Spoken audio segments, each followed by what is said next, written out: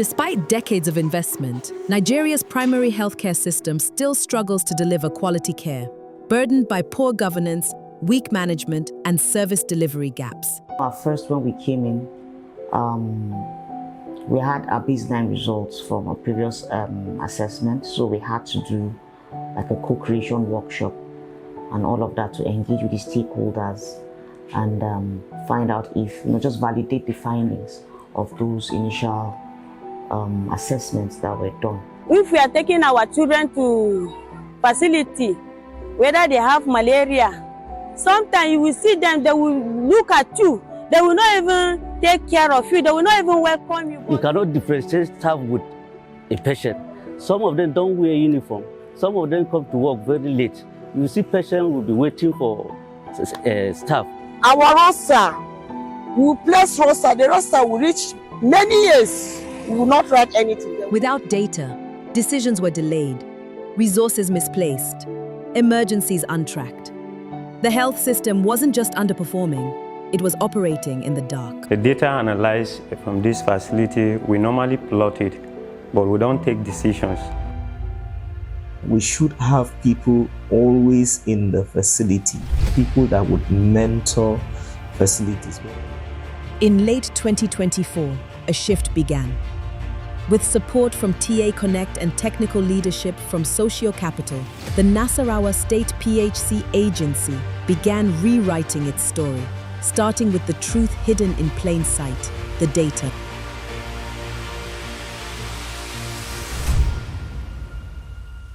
For us, the M&E system and management capacity was one key area. And so we had a consultant was engaged to do some assessment of these two systems. And we found some gaps which we felt we needed to strengthen. Now, a bold response is underway.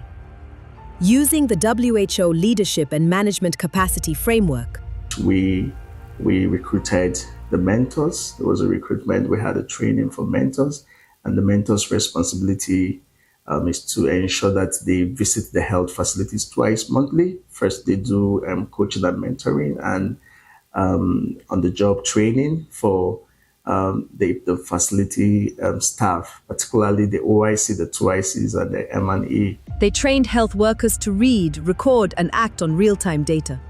Charts became tools for action. So I think the mentorship approach of Sociocapital for me was one of the high points of the project implementation. Having people that were constantly in touch with facilities, people that are going to interact with the facilities, support them in their management and M&E system strengthening approach, I think was one of the key approaches that I found very interesting. This, my coaching and mentoring, the experience has made this facility get used to the focus log, the maintenance log, the training log, and also the movement book. It's now being used and being implemented. They're just having minutes of meetings for having sake, because every month the LGA department comes for it. So they just want to, that's why you see that they always, want to duplicate it and falsify just to present it. But we're able to make them understand that having real meetings, doing this meeting, documenting it properly is important. So also able to teach them on how, to bring out action points from the discussions done. Behind every capable health worker is a strong training foundation. Master trainers help develop and facilitate the curriculum driving this reform. Let's hear how they're shaping the next generation of health leaders. This manual is very rich, and there's this section of the manual that talks about leadership skills, types of leadership, qualities of a leader, and if this is impacted in them right from school, when they come out, and they'll be best managers of our facilities. The program from TA Connect through Sociocapital have bring a lot of change in this very facility. Usually before now, we usually used to have a very low enrollment of women into ANC. You can have 50, some months we have 45, but now we are having like new intake or new enrollments. 65 up to 70, some months is usually even up to 80. The project combined training, mentorship, and system strengthening to deliver lasting impact. The result? Consistent standards, data-driven decisions, and built resilient primary health systems that will sustain impact long after the project ends. Through strengthened systems and improved capacity, unapproved absenteeism among HCWs have reduced by 8%. Stock out of essential medicines had declined to 58%. Use of data for informed decision-making by facility staff had increased to 86%.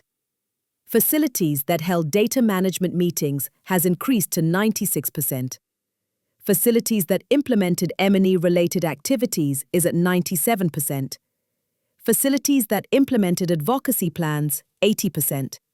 Facilities with suggestion box at 99%.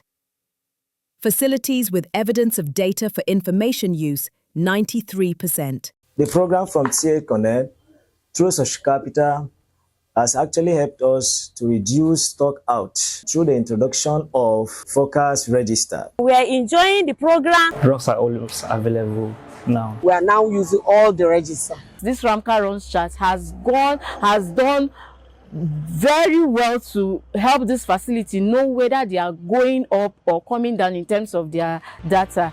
With stronger systems and data-powered leadership, Nasarawa is proving that a new PHC era is not only possible, it's already begun. This is one of the work that state government will make sure that we sustain all the activities initiated by Sociocapital. We hope and pray that they are going to come back. Well done to Sociocapital and TA Connect